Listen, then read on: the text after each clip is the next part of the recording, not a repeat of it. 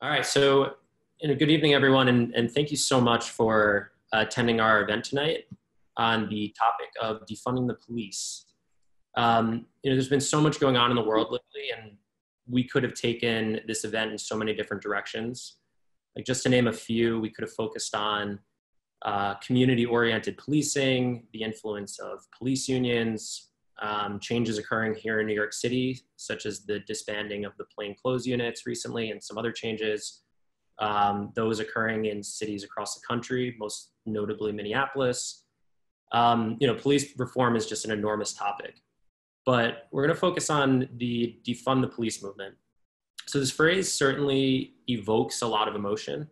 The word defund can be perceived as a bit inflammatory, perhaps even absolute. It seems like you're either for defunding the police or you're vehemently against it. But the topic is a lot more nuanced than that. And I think as business school students, we can really appreciate how this movement is directed at the money, resources, and incentives that fuel police departments across the country. The structure and size of the police budget directly affects the type, frequency, and magnitude of police interactions with the communities they oversee, and frankly, their level of influence within a society.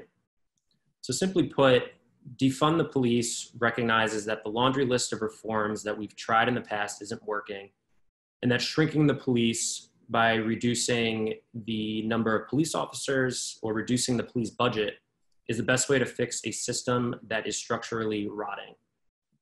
So with that said, I am by no means an expert on this. Instead, we have three speakers with pretty unique backgrounds who will hopefully provide us with some new perspectives.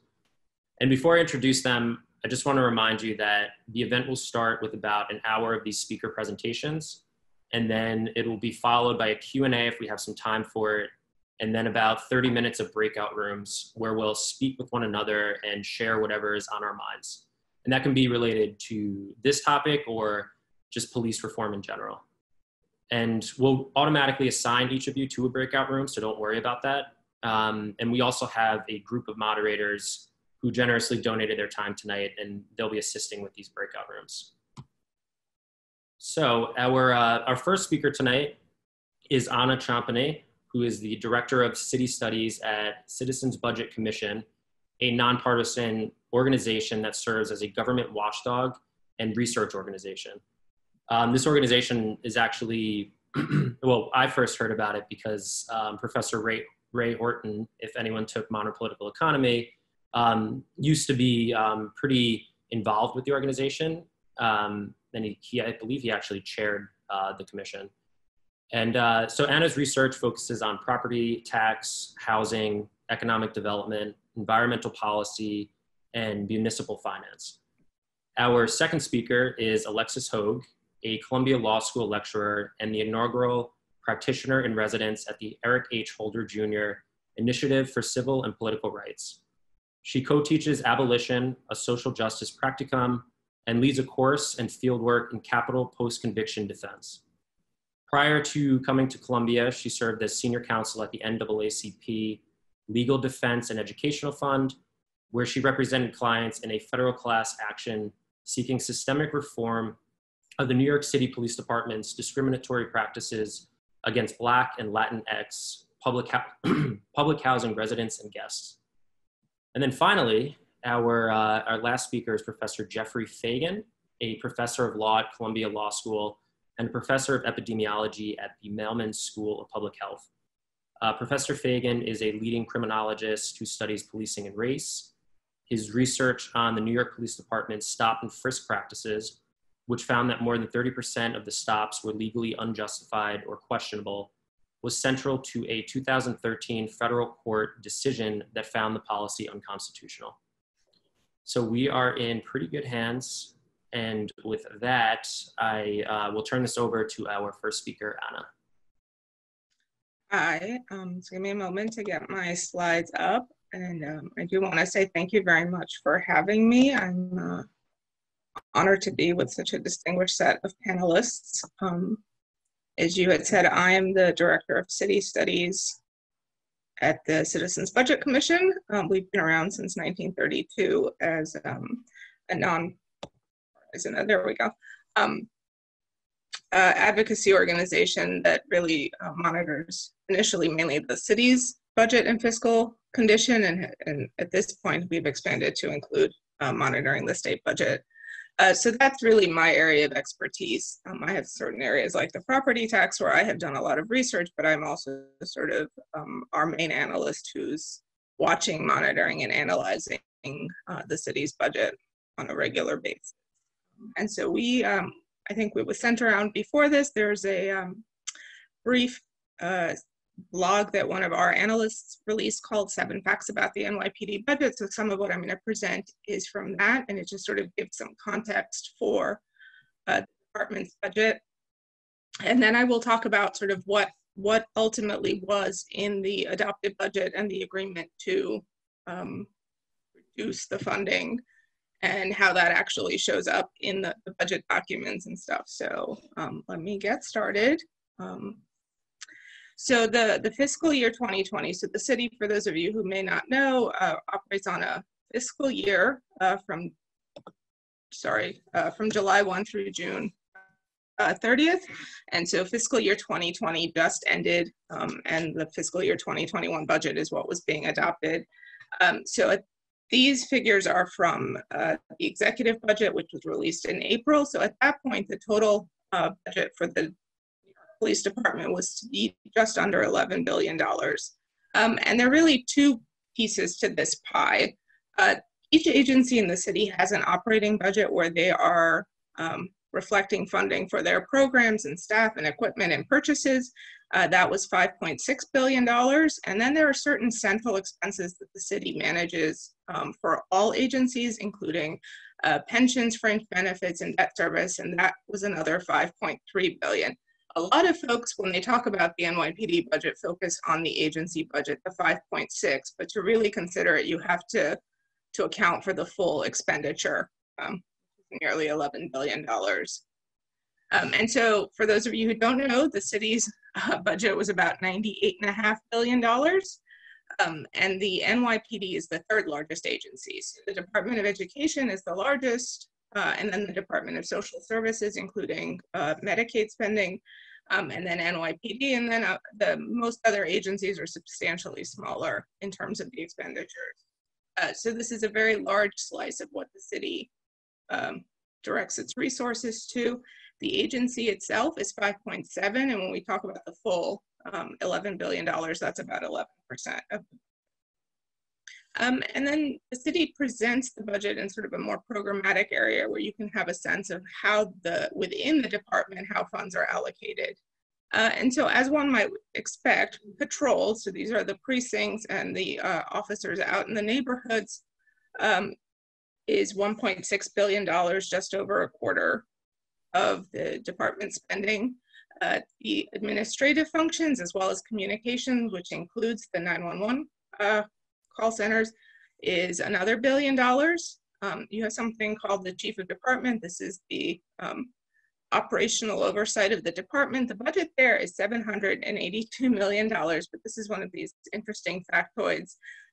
All of the uniformed overtime is budgeted within the chief of department rather than being in the individual police functions.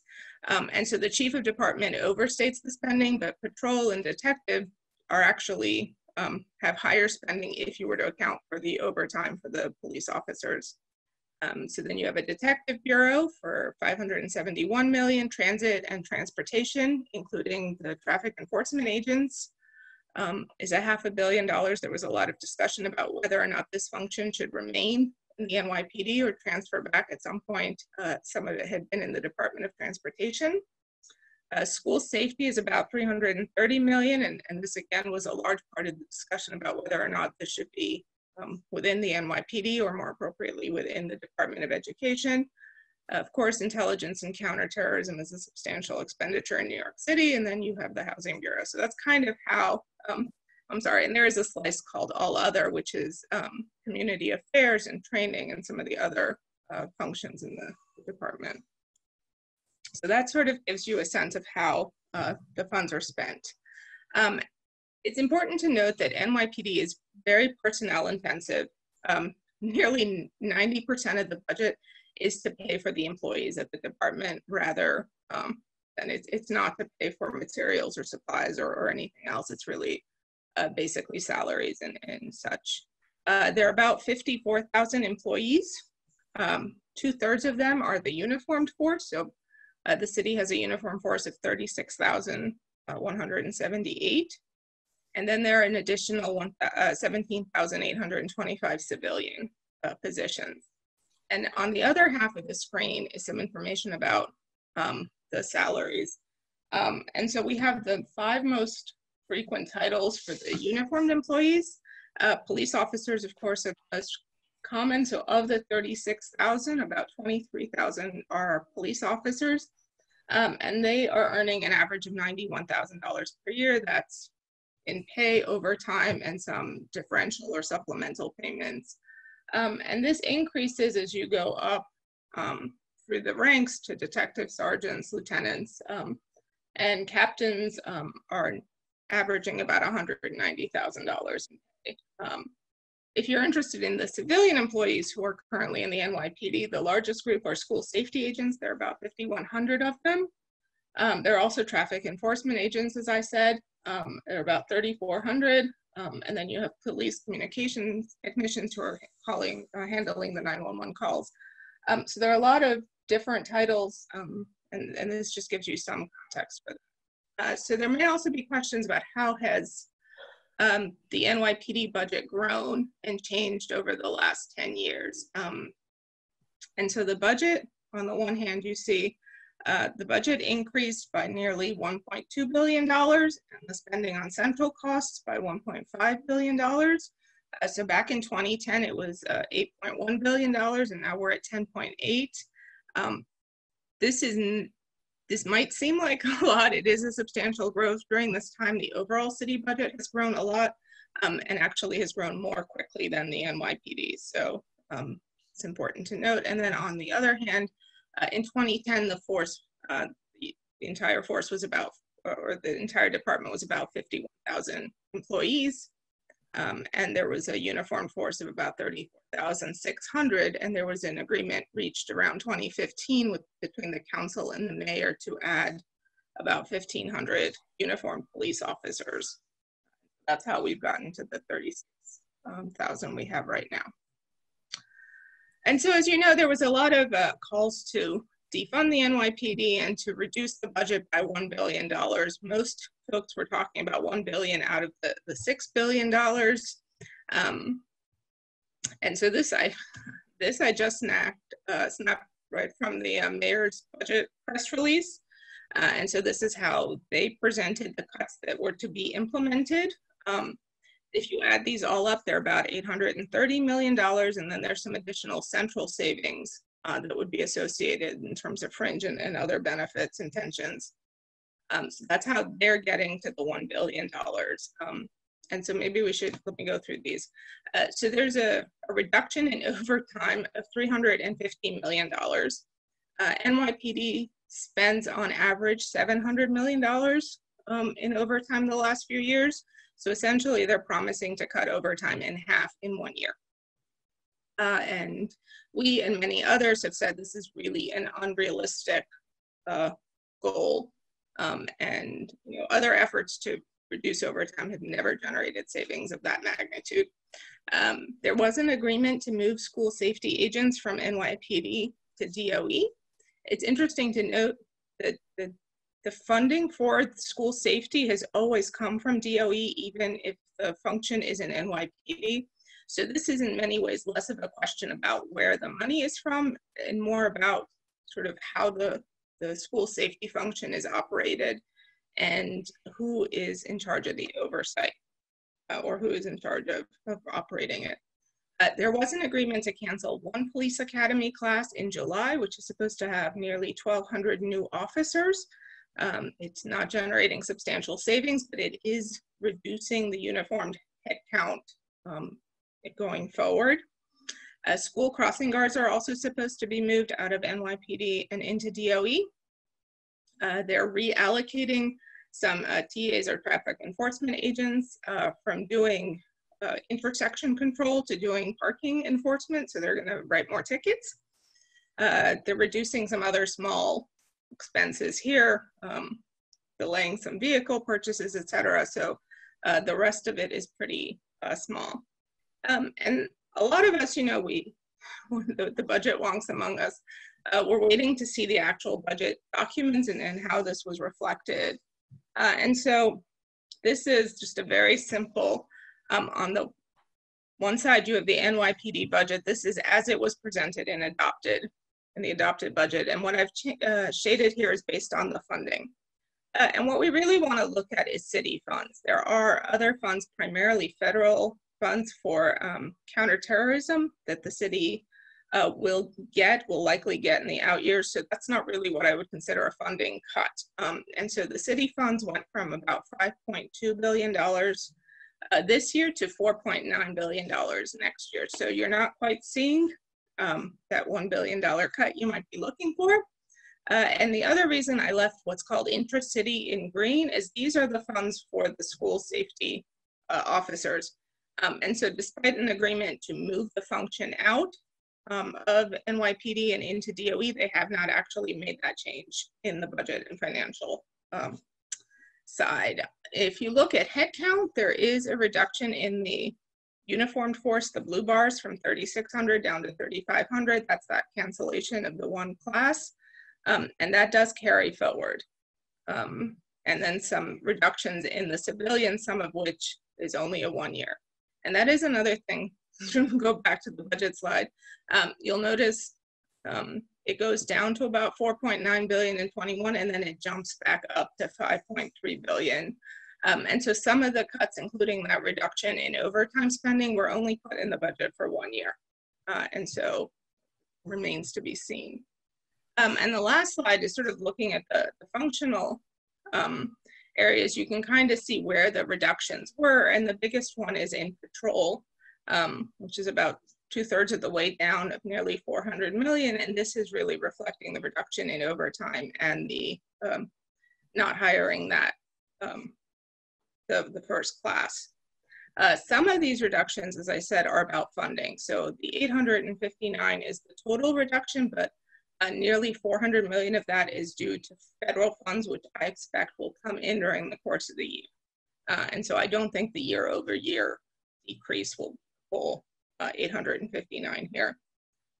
So I think that's an important caveat about how the city budgets. And I knew this might come up, so I quickly grabbed this at the end. What isn't included in here and has been discussed some is about the payment of tort claims that are filed against the NYPD. So this is a picture from the New York City Comptroller's annual claim report. And you can see the claims filed is the blue line. So there has been some downward trend from what was pretty high. This is from 2010 to 2019. The settlement numbers are in yellow, and then the red is the settlement payment. And so those peaked back in 2017 at almost $340 million. This is not reflected in the department's budget, but I did want to have those numbers, but they've been sort of over 200 million a year for the last 5 years. So that's kind of what I have.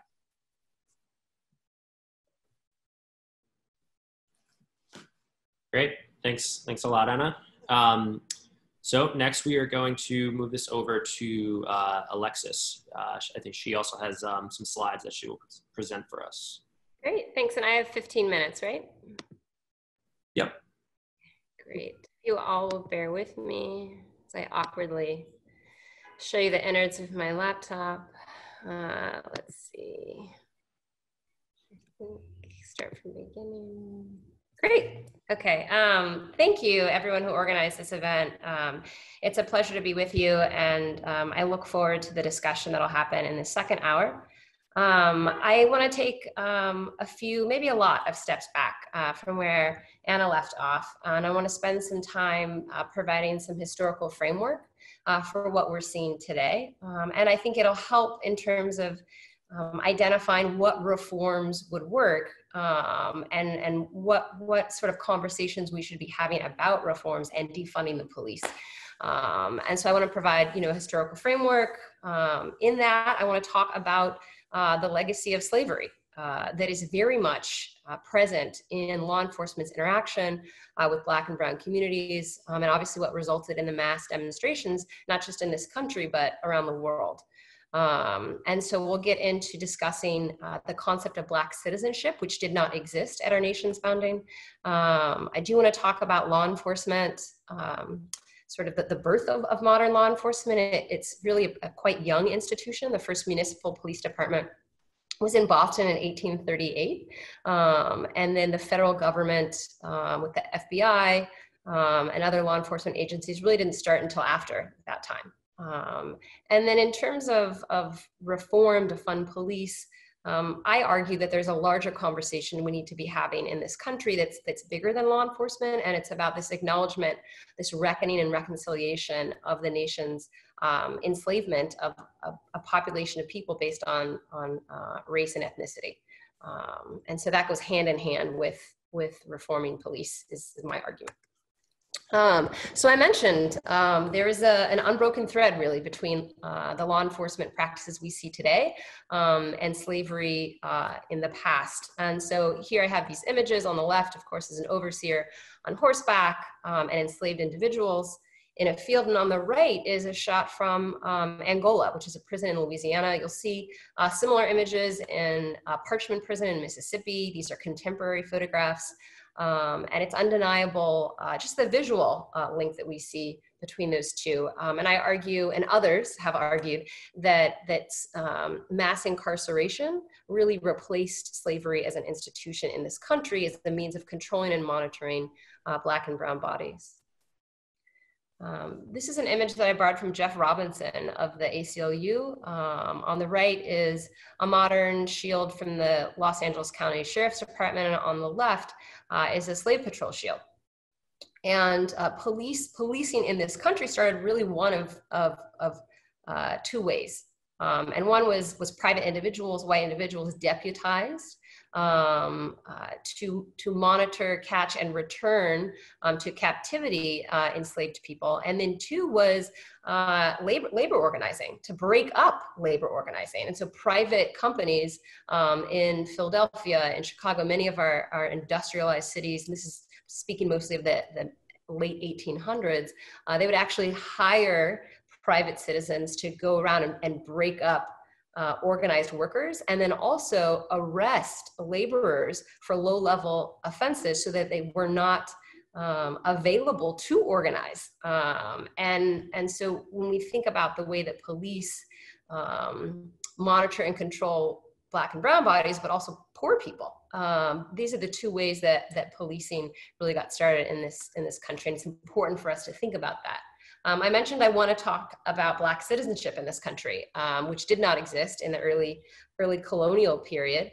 And even before the country was founded, you had the colonies, each had their separate governors and legislatures, and the separate legislatures actually had laws in place that did not account for enslaved people as citizens who could obtain redress for wrongs committed against them. And in these very early laws, the only provisions that accounted for enslaved people were really to allow white owners to be compensated for like loss of property or damage to property if an enslaved person was murdered or injured in some way. And so this is something we need to think about in terms of the distrust that Black communities often have with law enforcement, and this idea of wronged individuals' inability to obtain legal redress from police who engage in misconduct.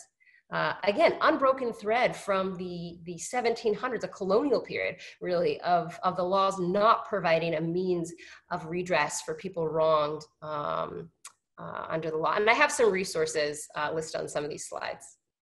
Dred Scott is a decision from the US Supreme Court in 1857 that really made explicit that the US Constitution never envisioned Black people to be citizens. And so we didn't get that right until after sort of the Reconstruction amendments. And I argue, again, others, Eric Fauner, who's at Columbia, has a fantastic book on Reconstruction. It's really America's unfulfilled promise to Black people. So you had the 13th, the 14th, the 15th Amendment. The 13th, yes, abolished slavery, still today has a carve out for forced involuntary servitude. And that's how we got convict leasing. And Ava DuVernay's film 13th really does a great job of highlighting how that plays out in the modern context. The 14th Amendment, yes, was supposed to provide enslaved people with a means of redress if they were wronged, their constitutional rights were violated, but there is a carve out within the 14th Amendment that I want to mention that really allows for disenfranchisement. So it extended the right, we had the right to vote extended to African Americans during these Reconstruction amendments, but there was a carve out in the 14th Amendment that if you commit a crime, then you can potentially lose your right to vote. So I really want folks to be conscious of when these kind of laws were passed. And then again, another resource at the end there. I mentioned that once the period of slavery ended, we had the criminal legal system in place that then virtually re-enslaved African Americans. And you'll note that I use the term criminal legal system and not criminal justice system because the system is not yet just. We are not there yet. Instead of the slave codes, we had Black codes. And so some of these laws had racially neutral sort of vagrancy laws that were disproportionately implemented against Black people as a means to sweep them up into the criminal legal system. And then because we have that carve out in the 13th Amendment of forced involuntary servitude, it created a mechanism for Black people to then be farmed out, leased during their incarceration to private companies, to states for mining, and Slavery by Another Name by Douglas Blackman is a fantastic book that paints this picture. Following the Civil War, really through the mid 20th century, we had a reign of racial terrorism enacted against African Americans. And I mention this because law enforcement was involved either indirectly or directly in much of this terrorism. The Equal Justice Initiative in Montgomery, Alabama, which I have the resource listed here, hyperlinked, I can share the slides later with folks, really documents there were over 6,000 individuals that were lynched, Black people. And it wasn't just that sheer number of individuals, it was really, in many communities, a single person's lynching was used as a symbol really to send a message to the community that, once you've attempted to sort of exercise your rights, acquire land, acquire money, and any sort of social, financial advancement, that we're not going to really stand for that. And so you had this widespread racial terrorism enacted against Black people, Black communities. U.S. versus Shipp is a 1906 Supreme Court case. I have it listed at the bottom there. And it's the only time the U.S. Supreme Court actually had a criminal proceeding. They usually just see cases on appeal. They hear cases on appeal. But they actually held a proceeding and held a local sheriff in contempt. This was in Chattanooga, Tennessee, Hamilton County. And they wanted to put a stay to stop an execution that was supposed to happen there. And the sheriff said it's got to go ahead and go on anyway. He gave basically the keys to the local jail to a lynch mob. They lynched the individual across a bridge that still stands today in Chattanooga. And there was a note placed on the individual's body written to Justice Harlan at the time in the U.S. Supreme Court that said, "Come get your dead N-word now." And so I really want to highlight that case because of local law enforcement's involvement. And this is not an exception in Chattanooga, Tennessee. This is really what occurred in many of these local communities, is that law enforcement was either directly involved in the lynching or allowed it, turned the other cheek, so to speak, and allowed it to occur. Professor Fagan, who'll be speaking next, he and I both study and practice outside of the law school, outside of academia, within capital punishment. And so I've represented a number of individuals before my time at the Legal Defense Fund who were seeking appellate relief from their death sentences. And really what you see is that this mass reign of racial terrorism was replaced by capital punishment. And you see throughout the South that the very places where there is the highest rate of lynching, racial terrorism directed at Black people, is today in 2020 has some of the highest rates of death sentences against African Americans. I practiced in Nashville, Tennessee, and the Western District, where Memphis is, had the highest rates of racial terrorism in the state, and today in 2020 has the highest rates of capital punishment in that state. It's not talked about enough, but the Great Migration wasn't just African Americans moving from the South to the North for job opportunities. They were really fleeing domestic terrorism. And again, EJI does a great job of drawing this narrative. But you had this mass exodus of Black people from the Deep South, west to California, north to the cities that today we think of as very Black cities. And I wanted to put up this quick graphic to look at the breakdown from 1910. Some of these communities that we see of as very Black. St. Louis, large Black population. Detroit, large Black. These were minuscule Black populations in the early period of the 1900s, and it was really that the racial terrorism with law enforcement was directly involved in that pushed folks out north and west. And so we get, I know this jumps around a little bit, but to modern day policing. And as we think about and conceptualize how it is that we reform police, I wanted to give a couple of details. Policing, it's a massive entity. Anna gave us the numbers for just New York City, and granted New York City does have the largest police department, but I want to give you an idea of just what the landscape is out there nationally. We have 18,000 police departments, and most are under local municipal control. It's city councils, such as here, that really control the funding, the regulating, municipalities, counties. So the federal government, yes, does have some agency in all of this, but I want to highlight sort of how vast and also disperse sort of this issue of policing is.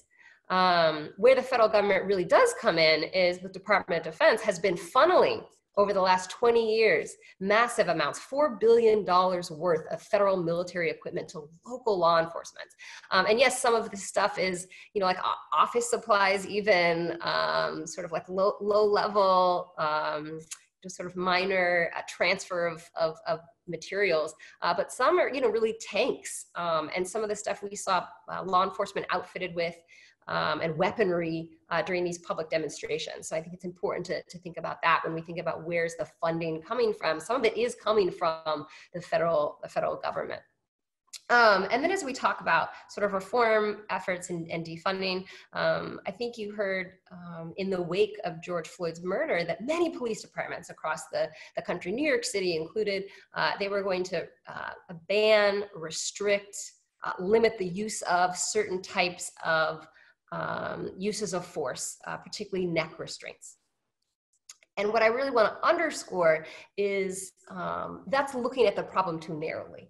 And given the historical foundation that I opened up my talk with, what really has to be addressed is the way that our nation, so again, larger than law enforcement, the way that our nation equates Black skin with dangerousness and criminality. And so I want to be clear that lethal use of force against a suspect is legal if the law enforcement official reasonably believes that their life or the life of sort of a civilian is in danger, then they can use force. And so if a law enforcement official reasonably, what is reasonable, that's a much larger issue that we battle out in first year of law school courses, believes their life is in danger, then yes, they can use lethal force. And so if we ban a certain neck restraint, if we suspend the use of a certain neck restraint, you still have the potential for police to use some sort of lethal force if they believe they are in danger. And when you have a society that really views Black and brown people, presumes them to be dangerous, presumes them to be criminal, then that's a much larger issue than putting a limit on certain police tactics. And NYPD, and Jeff can correct me, I believe they banned chokeholds in 1994. And we see 20 years later, Eric Gardner is killed with a chokehold because of this sort of presumption of criminality, presumption of dangerousness. Jennifer Eberhardt is a sociologist at Stanford, and she did a a fantastic study called the Looking Deathworthy. And her conclusion was that the more phenotypically Black an individual looks, so the darker the skin, the broader the nose, the thicker the lips, the more likely, she was looking at juries, the more likely a jury would be to sentence that person to death. And this is isolating all other factors. So similar aggravating crime, similar sort of victim setup. And this really underscores what I've been talking about, this presumption of criminality and dangerousness with Blackness. And that is a much larger issue that needs to be addressed, not just with law enforcement, but with our country in general. I'm so glad Anna gave us some numbers of law enforcement's presence in our schools. And what we see is this increased presence of police officers, school safety officers, they're called, in public schools, not just in New York City. This is across the country. I spent a lot of time doing school desegregation. Yes, still school desegregation litigation at the Legal Defense Fund. And in Meridian, Mississippi, there was a separate police force just for the schools. And what we have done, not just in schools, but we have outsourced so much of the issues that we deal with in terms of mental health, in terms of social services, in terms of school conduct and discipline to law enforcement. And they're not necessarily the best situated to deal with these issues. And so Black students in particular, Black girls really have the highest sort of rate of discipline, but being displaced out of school for what's really subjective behavioral issues. And so, you know, it's very clear when a student brings a weapon to school that something occurred. But what about a student whose behavior is disruptive? And so disproportionately, Black and brown students are targeted for that kind of subjective behavior and pushed out of school. And that's what OOS stands for, is the out of school suspension. I'll try to end up in just a few moments. I wanted to bring up a few bullet points of some of the reform measures that have been discussed, both nationally and at a local level. I wanted to talk about specifically qualified immunity, which I think Jeff and I are both jazzed about, because when have you ever heard lay people talk about qualified immunity?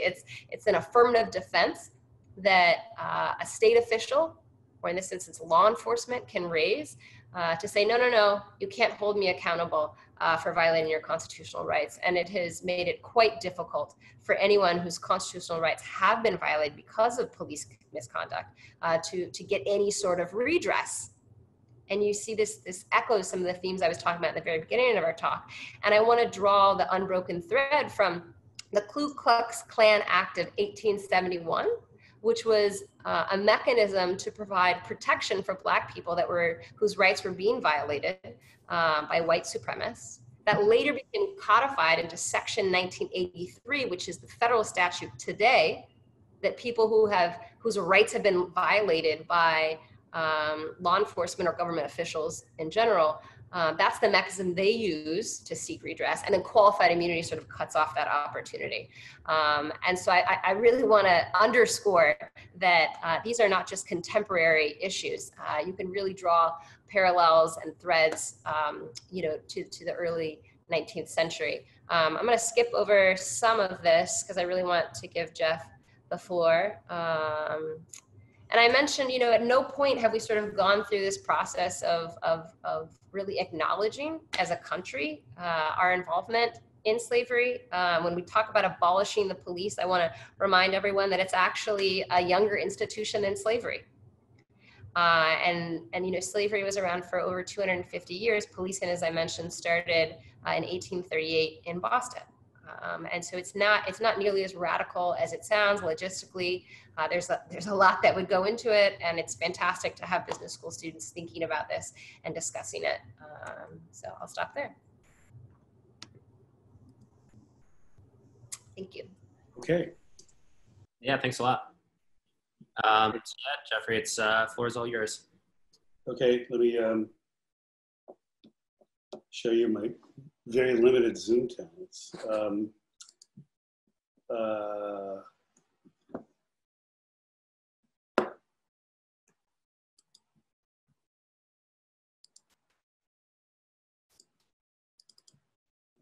Nope, should be on the whole thing. There we go. Okay, so are you seeing it in the right order, or do I need to swap the displays? You're not seeing all the slides, right? You're just seeing the image? Okay, good. That's the slide. You're good. Sorry? Yeah, we're just seeing the one slide. So Okay, great. So this is a cartoon that was published in the New Yorker 20 years ago now, 20 years and change. And it was published about 3 months after then Attorney General Spitzer had commissioned a study of the stop and frisk practices of the New York City Police Department. The study was commissioned because in April of 1999, not very long before, just a few months before this was published, Amadou Diallo had been killed by what was then known as the Street Crime Unit, which after several years became the Anti-Crime Unit that we heard was just disbanded in recent months by Commissioner Shea. So this kind of captures really what the police department's model was based on. It was based on race. And when we go through the litigation history, you'll see that all of these cases, these are federal cases, all civil rights cases. This is not 1983 or tort cases. They're not the kinds of cases that Ana had talked about. They are civil rights claims, but these are class actions. The civil rights claims that were part of the settlements that Ana talked about were individual claims. These are, this is a major program of civil rights litigation going back to a lawsuit that was filed right after the Spitzer report was published. So the Daniels case was filed in 2001. It was settled in 2003. It was in effect for until 2007. Nothing changed. And so the plaintiffs went back to the federal court and filed Floyd, which was filed immediately afterwards in 2008. And that case was settled by trial in August of 2013. There were two companion cases. One is a stop and frisk case in private buildings, and another was stop and frisk in public housing cases, the case that Alexis had worked on with LDF. And then this is an interesting case also that was filed around the same time, a little bit later, and was settled in January 2017. And this was about issuing summonses. And summonses are things basically for being in the park after dark, open container of alcohol, riding a bicycle on the sidewalk. These are all the kinds of nuisance crimes, literally, that were very heavily implicated in the policing regime. Police wrote I'll show some data in a second, hundreds of thousands of tickets every year, and very disproportionately against Black and Latino people. Just to give you a sense of the order of magnitude of the money, Stinson was one of the only ones that was settled for money, and that cost $75 million in a class. So that's, that's not a small amount of money, maybe in terms of a large budget in New York City. 75 million is not a lot, but 75 million is a fair amount of money. So this is the policing model. The policing model was based on, as you probably know, stop and frisk was really at the core of it, misdemeanor arrests for low-level offenses, otherwise known as broken windows policing, together with the summons regime, a lot of targeting of police to particular areas based on crime rates and other metrics that the police were using. And in theory, some internal management accountability changes, which basically translated into urging police officers to make more stops and more arrests every month. There seemed to be an indeterminate appetite for this. So this is stop and frisk. The deflection points were here when class action was decided by the court in the Floyd case, which meant the police knew they were going to lose. The city knew they were going to lose. This was after an outcry when the city had reached 681,000 stops. This is the Floyd trial in here. This is the Floyd settlement right in here, and the Floyd order, and then everything else after that has settled down. Now, one thing you should know, there's a federal monitor who's overseeing the police department and their compliance with the Floyd order. And I'm part of that monitoring project. And there's nobody on the monitoring project who actually believes that this is an accurate count of the number of stops that police are making. They just simply have stopped writing things down, and that's fairly well known at this point. Here's the misdemeanor arrest rates broken down by race. One of the things about stop and frisk was that it was very heavily racialized. I'll show you a slide of that in a second. So this is Black, non-Hispanic whites, and non-Hispanic whites and Latinx folks. So you can see that these are roughly 5 and 6 times. These two groups together, at least in terms of stops, comprised about 88% of all of the stops. And I think if we did some math, we'd find that they account for the same number of arrests. Here's the summons data by borough. And this is also pretty stark in terms of which boroughs there are. And look, this is all counties. The one that sort of tops the chart here is Brooklyn. And the one that comes in close behind is the Bronx in here.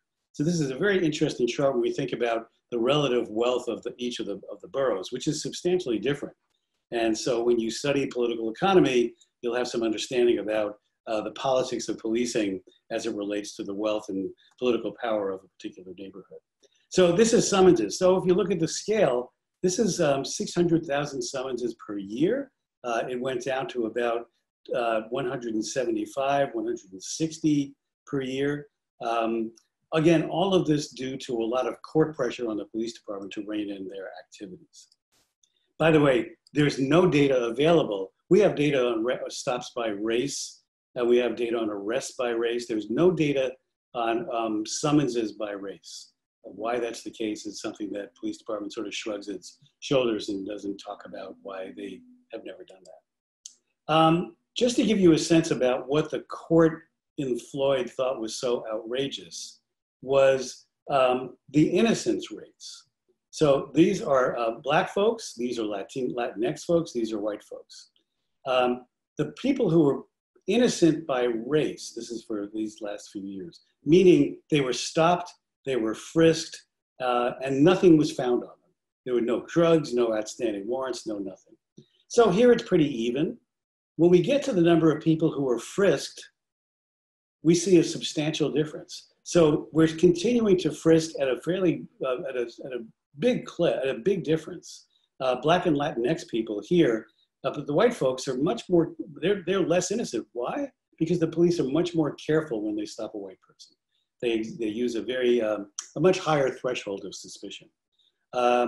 When you, of the people who are subject to force, this doesn't look like a lot, but actually statistically, it's a hugely significant difference when you think about 18 versus say 26 and nearly 25% who are subject to force. So even now, after the Floyd order is in effect, there are substantial racial differences in the way that policing is carried out in New York. This is marijuana crimes. Marijuana is part of one of those broken windows crimes. It was used all over the country, not just New York, as a way to stop people on the street and actually do a little hunting expedition to see if they had outstanding warrants. Perhaps they were carrying weapons. So these are marijuana possession arrests by race in the city. So these are the white folks, the little white parts of the bars. Now, I don't think any of you, and certainly none of my students, none of my peers, none of my friends believe this is an accurate representation of the incidence of marijuana use, whether in the public or behind closed doors. And so you can see a rather stark racial disparity in terms of the way that the NYPD carried out marijuana arrests. And you know, people were pretty ambivalent about marijuana. Many people thought it should be legalized, and one day in New York it will be decriminalized fully. But for the moment it's not, and so we still continue to see these kinds of arrests. So here's yet another prong of racially disparate policing, which leads to a very, very unhappy Black population. Do stops reduce crime? So here's a pretty simple question, pretty simple answer. Here's just 2 crime trends.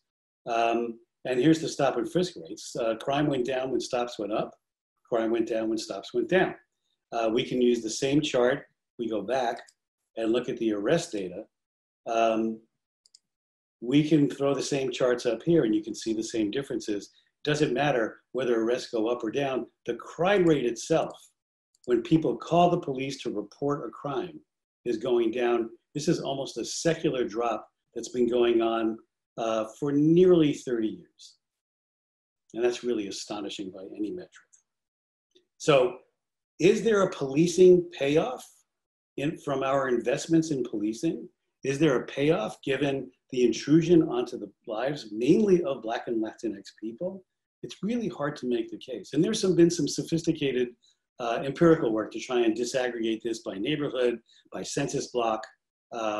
We did one such experiment in the Bronx mainly, but also it's actually citywide, but most of it was in the Bronx. And we found there were really no differences in the ability to knock down crime. So crime wasn't going down because of the differences from one neighborhood to the next in the stop rates. So it's hard to make a claim that we're actually getting a good return on our investments. This is a snapshot from a spreadsheet that shows in the Bronx itself the number of cases by individual officer where they drop the charges. These are declinations by the district attorneys who say this is a lousy case, I'm not going to take it. These are arrests. And this is dismissals in court by judges who take one look at the arraignment sheet and the arrest report, and they say, this is nonsense, you're getting out. And if you look at this pattern, you scroll down here through tens of thousands of arrests in the Bronx, you'll see the same pattern. And what we can see also is repeat customers in here. There are cops who are really bad and make arrests, throw people into Rikers overnight, maybe 2 nights, make a court appearance, miss work, separated from their families, etc. And yet their cases are tossed on the spot. So again, ask yourselves as business students, and I ask myself as a citizen of New York, are we getting a lot of payback and payoff for all that money that Ana described to us that we're spending? So here are the tensions that we're living with today. Just to give you a sense about what the impacts are in the everyday lives of people who are subject to policing. This is a study that we did where we did a survey of 1,500 people, random samples stratified by neighborhood, stratified by population, weighted to reflect the stop population. And to make a long story short, these are PTSD scales here, the same scales that we give to combat veterans. These are standard psychological measures, the ones that we give to people who are in jail when we worry about their suicide risk. And we came up with a gauge of how intrusive, violent, essentially you can imagine intrusive was physical, verbal, emotional intrusion in somebody's well-being. And the more intrusive the stop, and the more intrusive the stop here, the greater the psychological symptoms. So we're playing with people's psychological well-being. And I think that's a really dangerous game that the police are playing, again, against the backdrop that we're really not either finding criminals because of those dismissal and innocence rates, or are we guaranteeing that the neighborhoods are being kept safe. This is a similar study that was done by the New York City Department of Health. So here's 2 breakdowns of the city's neighborhoods. This is proportion of the population in a city health catchment area who were frisked. And this is the proportion who were subject to use of force in their encounters with the police. This is the same kind of psychological distress measures that I showed in the previous slide. And there's a very strong correlation between these neighborhoods and these neighborhoods, and an equally strong correlation, particularly in the Bronx, between these neighborhoods and in South Brooklyn, and these neighborhoods and the Bronx neighborhoods. So one of the things we are buying is a distressed population. And that's really unhealthy for the polity. It's unhealthy for democracy. It's unhealthy for the way that citizens regard the police. So here's another one. I did this study with another person. We showed something very simple. We looked at the stop rates by age, and we concentrated on this age group here, ages 9 through 15. And we looked then to the DOE, and we had their stop rates by census tract. We went to DOE and we got student scores, test scores, in their annual standardized tests. And so here's the trend lines as kids age. And you can see for African-American boys, their school test scores go down and down and down as they age, given their exposure to the police in their neighborhoods. It's really interesting that for Latinx kids, we don't see it, and we don't see it for females. So this is really the population that the police are targeting. And this goes back to, I think, the slide, many of the slides that Alexis showed. But if you think about the slide from Jennifer Eberhardt's research on looking deathworthy or looking guilty or looking disreputable, you see it in these cases. And we say that this is really about African Americans because you can see the differences in, this is the stop rates for these boys, and these are the lower stop rates for the other boys by age. So you can see why, as age goes up, this is going up. Here's 12, 13, 14, 15. Here's 12, 13, 14, 15. So we are declining their educational well-being down the road for the future. Essentially, we're mortgaging their futures. And I think this is something that's really destructive for society. So Ana did a really nice job with this. I want to throw in a couple more just to give you a sense about the growth in the police departments going back, again, almost 40 years. And this is real big. And a lot of this for the most recent periods tracks the data that Ana gave us. So here are the civilians, here's the patrol officers, here's the money figures up through 19. So I'm supplementing what she gave us. Here's the capital expenditures.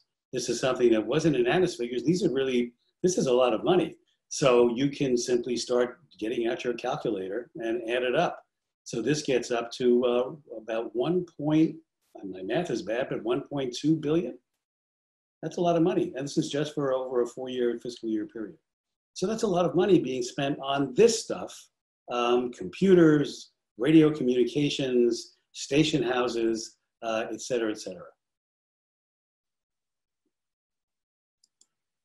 So why are New Yorkers unhappy? Well, there was just a poll that was done in the last 2 weeks. It was done by Siena College. Siena College is a very strong polling operation. And they asked New Yorkers 2 questions. Do you feel more secure when you're around police? And, admittedly, there's an effect from the demonstrations and the very rough behavior that the police exhibited, and we all saw. But even with that taken into account, 33% say they feel only 33 feel more secure around police. That shouldn't be. We should think that we would be a little bit more, feel better when we were in the presence of a police officer, but we're not. And when we ask about Black New Yorkers, you get something that's even worse, 13%. That's terrible. So why is that the case? Well, we can't say it's because the police are doing a great job. We have all those police, and we spend all that money on these guys.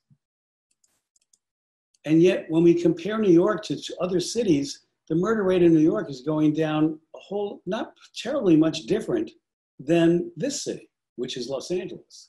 Chicago is its own case, but actually, if you look at the trend lines in this period here, they're the same. The levels are different for reasons that have nothing to do with policing. It's just different circumstances, more segregation in Chicago and so on. But there's not a whole lot of difference.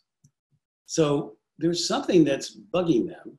And I think what's bugging them is what we see here. And bugging them, meaning the African-American population, predominantly in the city of New York, but also the Latinx population too. So here we see lines on police killings. So these are 3 different sources of information about police killings. One is the Washington Post database. The second is the Guardian database. This is the Post. The Guardian is, their read is up here. This is Fatal Encounters, which is another crowdsourced database. And this is from the federal county system, the Supplemental Homicide Report. So it's really much lower. So what we see is almost a 45% climb over time in this measure. This is a really strong measure. I've used this one. This is actually probably the strongest one. But all the others are going up as well. So more people are being killed by police. When we look at the numbers, and I'll show you some numbers in a minute from New York, who's being killed there, those numbers disproportionately are African Americans. Now, by numbers, whites are killed more often by police. By per capita, Blacks are killed way more often by police. And when we break down the circumstances, we see something really interesting. So let's look down here first at the second table. This is done by the city's health department for a 6-year period. And they broke down the circumstances of each one of the police killings. So there were a total of 11 over this period of time. No whites were killed who were unarmed, but 11 non-whites were killed. That's a pretty stark difference. I think if you, those of you who have statistical training, if you try to run this as a binomial regression, the probability of coming up with this result would be about 0.001%. And you can see in the self-defense claims are also very high, but you can see the differences in the numbers. And up here, this is just simply the rates of killings, the rates of legal intervention deaths, what the police classify as legal intervention deaths. And this is for Blacks, this is for Latinx people, and this is for everybody else. The way these statistical models work is all these rates are compared to whites. So Blacks are 4.9 times more likely to be killed by the police during this period of time. 1.5 times for Latinx people, and 0.8 times greater. So that's a lot. That's really a lot. I didn't put a slide up about this, but we did a study looking at police killings using the Washington Post data.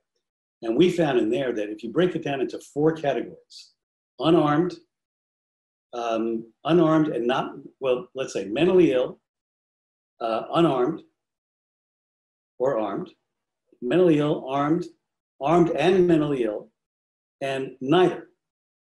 And you look at each one of those categories and you look at the frequency by race of who's shot and killed by the police in a national database. And it turns out, and we control for threat and attack, whether they're fleeing or not fleeing, control for a lot of stuff. Across every one of those 4 categories, the rates are substantially statistically significant higher for killing Black people. So and everybody knows this in the Black community, and when you see George Floyd being murdered on camera, and we see Aubrey being killed on camera, and we see Rashad Brooks being killed on camera in an arrest that should never have happened. You get a sense about why there's a strong call for the police, for defunding the police, and it's not just coming from the Black community, it's coming from across the board.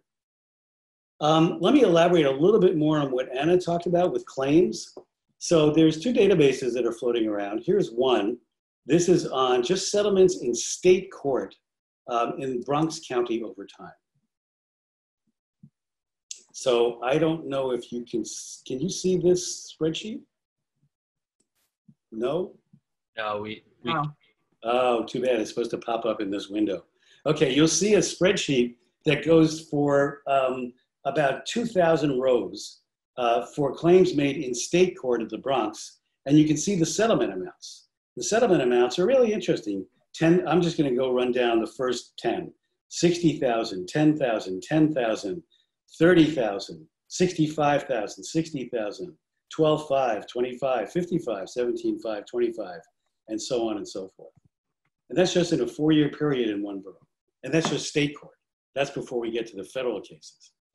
This, and I'm afraid you're not going to see this one too, these are federal cases. And it's the same thing. So I'll leave you these slides. They're all yours. You can share them. When you get to these slides, you'll see the CAPSTAT program, which is a data source which has looked at every New York City police misconduct case going back for 4 years now, from 2015 through, it's updated now through the end of 2019. You can search for an officer's name and you can look at the data and you can see on the lawsuits tab, all of the lawsuits that were filed during this period of time and the settlement amount. So I'll just read a few off. 13 million, 4 million, 2.7 million, 775, 7.95 million, 3 million, 1.25 million, et cetera, et cetera, et cetera. It's an astonishing amount of money that we're paying out. So now when we think about qualified immunity, here's where Alexis and I haven't had a chance because of the pandemic to sit down and talk about this. I'm not really comfortable about the idea of qualified immunity for one reason. You take it away from them, that's fine. Every police officer who's in one of those $9 million settlements, those are against the city, but let's say the court finds the officer to be liable. Every one of them, the city will indemnify that police officer. And the union will demand that, and they will get it. Because right now they are indemnified when somehow they escape qualified immunity. So let's think about this carefully. What do we mean by defunding? And I think these are conversations that you all should have in breakout groups. Do we just simply shrink them down and not have them do anything except respond to felony calls? That's not a bad idea, but most of them never see a felony. Most of them see maybe one felony a year. Should we get them out of the traffic business? Should we eliminate traffic stops where so many of those murders take place? What should we do when we decide that we're going to defund them? We're going to shrink them. We may get rid of them altogether, but we're going to shrink them. I've given you a pretty good menu, at least in the city of New York, a body of evidence about why we should defund the police. And I think the repetitiveness and chronicity of the problems that we saw suggest that simply reform measures of training and so on just aren't going to do the trick. We have to ask this question. Maybe you want to take it on in breakout groups. We have to address the question of unions. You all are going to be in management positions in corporations. What do you do about your unionized workers? What if you decide you're going to become part of a union and you're going to become a union representative or a union economist? We have lawyers, we have students in our law school who go off and become union lawyers. So the unions have an extraordinary amount of power. These are some critical reforms. We want to get the investigations of police, particularly killings, out of the hands of the police, but I think we might want to think about a very independent discipline system. So far, there have been, I think, 3 killings that have been investigated by State Attorney General Letitia James. She's exonerated all 3 of the officers. She's refused to release the body-worn camera video from any of those killings. So maybe we need to think about independent investigation, really independent outside of state government and the political structure. We need to think about who our police are. Why are they so militarized? I don't know how many of you have had encounters with police lately, but these guys look like they just stepped off the battlefield in the Middle East. There's something military about our police department, and that's something that I think we're going to have to face squarely. And I think it contributes to what we've seen. And many of you have probably heard the 1033 program, where police departments are given at really a cost military equipment that the military has discarded. Why do they need military equipment? Why do they need armored personnel carriers? That's really not clear given the crime rates that we observe. So I'm going to leave you there. This might help you in your breakout groups. These are things that I'm thinking about and writing about. So the floor is back to you. Yeah, thanks so much. I mean, I think from all 3 of you, there's a lot that you left us with there. And to the extent that you're okay with this, I mean, I think we would like to share some, if not all, of your slides with the those who attend. It's all public. Yeah, great. So we are a little bit over time, but I think it's important, especially just given that we have you here and there were some questions that were trickling in. I'm just gonna ask a couple questions that were sent to us and to me privately, and then we'll break up into the breakout rooms.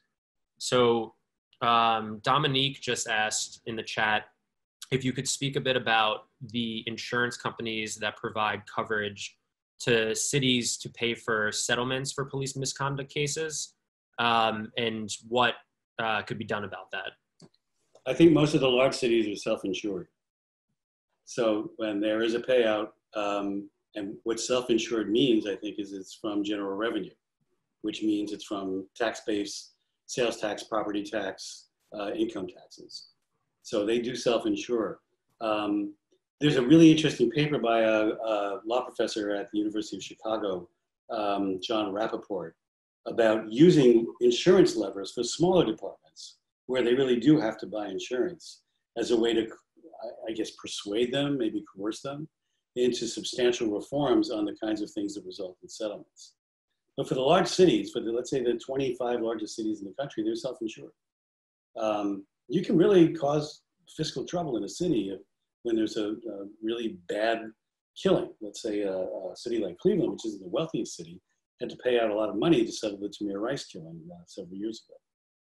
So, I mean, the answer is self-insurance or small departments and have to buy the insurance. And that's really a leverage point that you can use on insurance companies can ask for reforms that way. The other way they do it, by the way, the other way they fund it, many of you probably have heard about the Ferguson report and the Ferguson investigation by the Department of Justice, where the cops were basically using their traffic enforcement patterns as a way to pay their own salaries and pay their overtime and so on. I worked on the Ferguson report for DOJ, so we know the data backwards and forwards. So there's a lot of departments around the country in places that are sort of small exurbs that are using traffic ticket revenue, mostly based on ticketing African Americans when they can, to generate revenue. The next question is, so Ana went through the breakdown of the $1 billion from the NYPD budget that will be cut. So we're just curious if any of you could offer insight onto how they decided what to cut specifically, and also if you feel that that cut is an effective result of the defund the police or reform the police movement.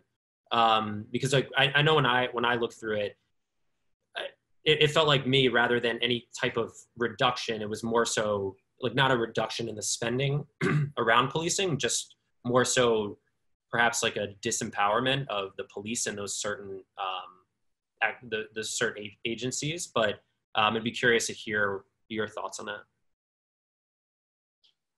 Ana? A very short answer, which is that, the city had a big budget gap because of the pandemic. And so they had to cut money. And in looking at where the money was cut from, it seemed like a little bit of creative reshuffling. And Ana mentioned the DOE sort of reallocation for the school safety officers, and then cutting out the 2 classes of officers. That was sort of things that needed to happen just to keep the city afloat with all the lost money from the pandemic. One of the things that I think was most desired was to shrink dramatically the school safety officers, and they've all been because there have been many lawsuits about things that the school safety officers have done that are really pretty awful to very young children. So I think the shuffle that Ana described on that money is not something that's reassuring. I wouldn't say that's not really defunding or shrinking the police. The rest of it seemed to me just, not substantial.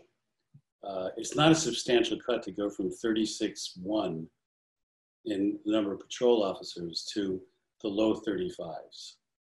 That doesn't seem like a whole lot, considering the per capita policing rates in the city.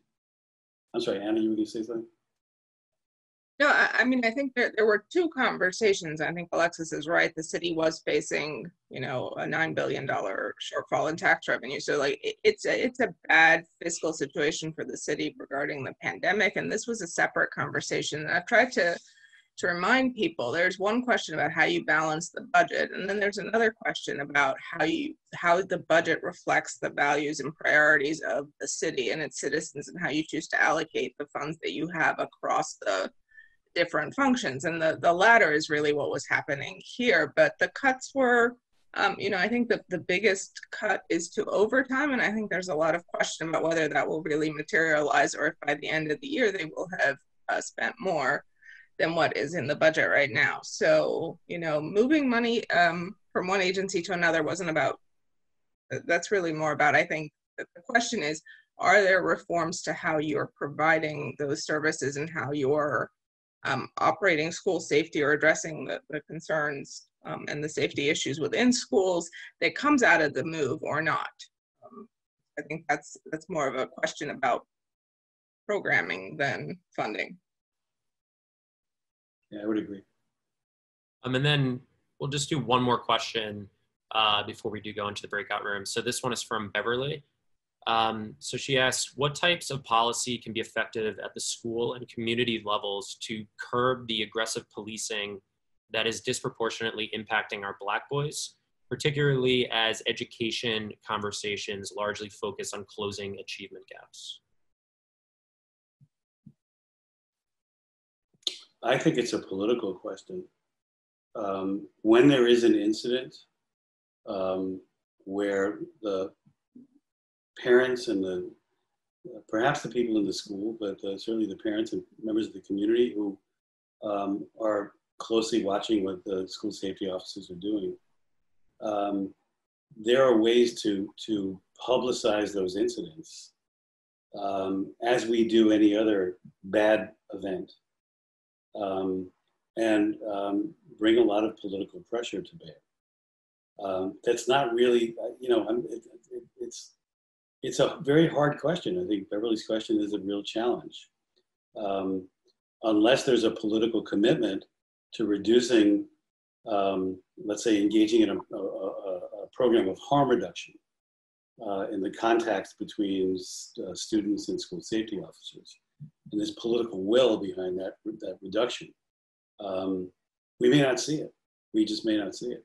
It's one of the flashpoints, and I think one of the big disappointments is just simply a kind of a paper shuffle budget-wise on the school safety officer budget DOE's always paid for it. Money just moves back and forth. So I don't see a real substantial cut there.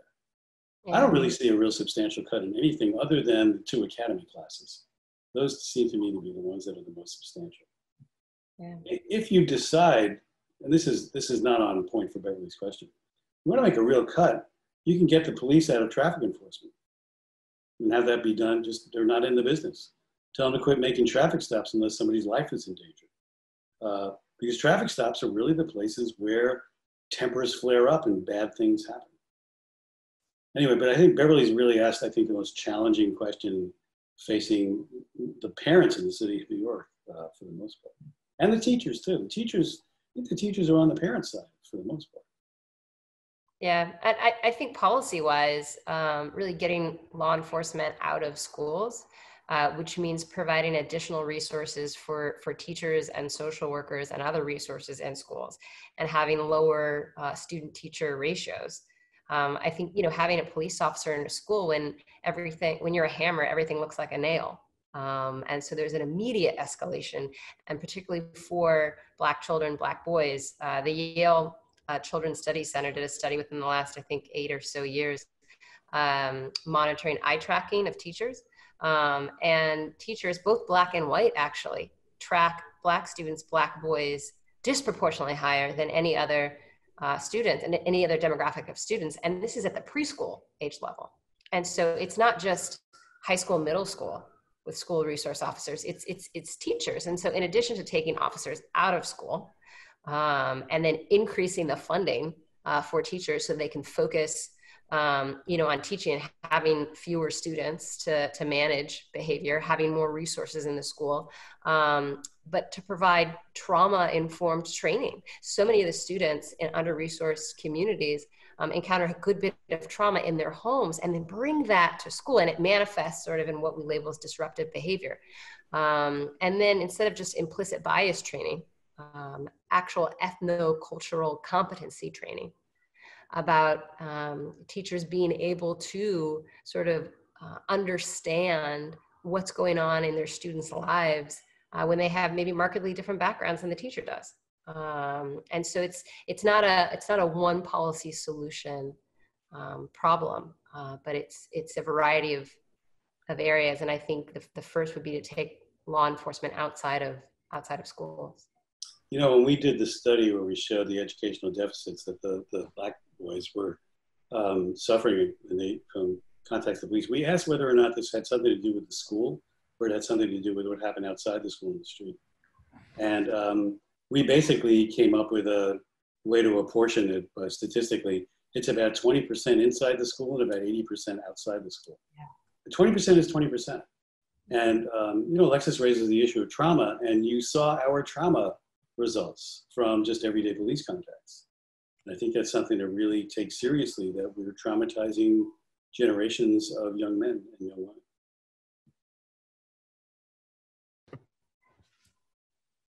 Great questions. Yeah, those were all great questions. And look, I want to. I have to think really hard about Beverly's question. Really, you know, Truth and Reconciliation Commission is what I would urge. But that's an interesting way to think about this. I took a class with Beverly, and I do recall she asked some of the most challenging questions. So par for the course.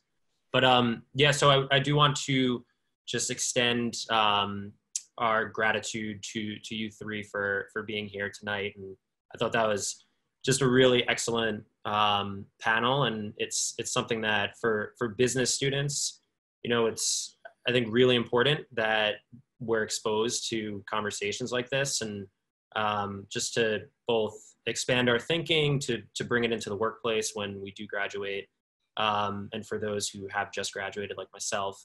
But yeah, just definitely want to say thank you, and we appreciate you sharing your thoughts with us tonight. Okay. Are we dismissed?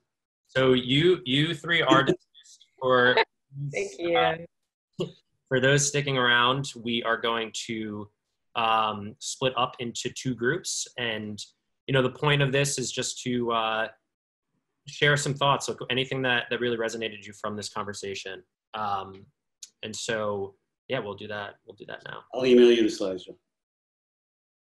Thank you. Thanks, Okay. Jeffrey. I'm signing off.